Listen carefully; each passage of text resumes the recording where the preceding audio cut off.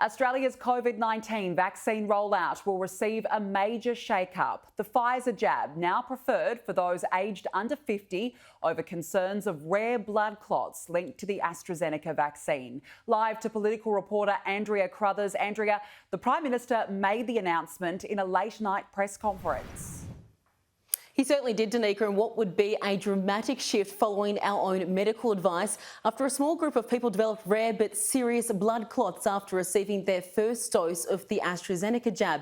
Now, it appears to affect around 4 in every 6 million doses, but given Australia's relatively COVID-free status, combined with the fact that those younger people are the people who are generally more susceptible to these impacts from these clots, whilst being less susceptible to the risks of COVID-19 if those complications do occur, the advice has now changed. So those under 50, Pfizer is the preferred jab for them to receive. What else does this mean? Well, anyone over the age of 50, they are considered safe to receive the AstraZeneca jab.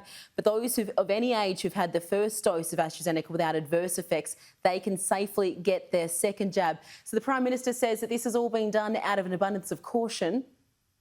Ultimately here, the choice is with individual Australians and their doctor. The advice here today is not to not have the AstraZeneca vaccine. There is not a prohibition on the use of the AstraZeneca vaccine for persons under 50. There is an expression of a preference. But this has thrown our vaccine timeline into doubt because we were waiting for the AstraZeneca jab, or relying on it to really be the workhorse of our inoculations. We have secured 53 million of the doses, and most of those are being produced in Melbourne. So the Prime Minister has acknowledged this will delay the rollout somewhat, given that healthcare workers aged under 50 will be prioritised for the Pfizer jab.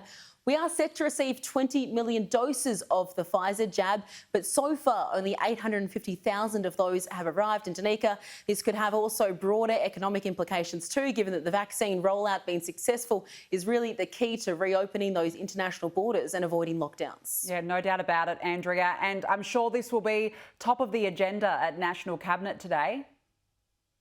Absolutely. It was the first National Cabinet meeting today in 5 weeks, and if premiers and state leaders, if they were already being frustrated by delays to the vaccine rollout.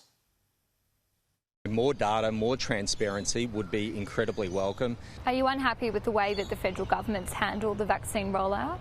Oh, look, we acknowledge that there's been challenges and challenges of supply and distribution. We're not in the blame game. We know that there are challenges. Look, I'm satisfied that we have made a good start. We do need to increase that run rate. That's a shared responsibility between the federal government and the state government. I'm looking forward to a very positive meeting. Queensland is responsible for 30% of the vaccine rollout, and the Commonwealth Government is responsible for 70%. I'm really keen to have us back to resuming international travel, to having restrictions eased, and that's only possible if we roll out the vaccine successfully.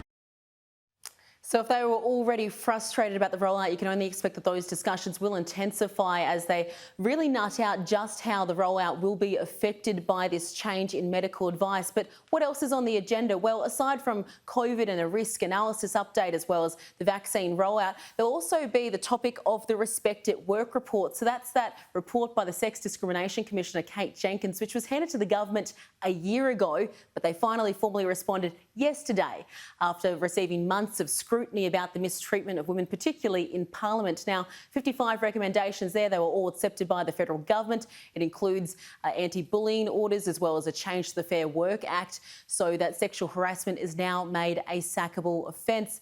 Now, for the first time, politicians and judges, well, they will also be subject to the Sexual Discrimination Act, but they won't risk losing their jobs. Danica, that still remains in the hands of voters. OK, Andrea, thank you.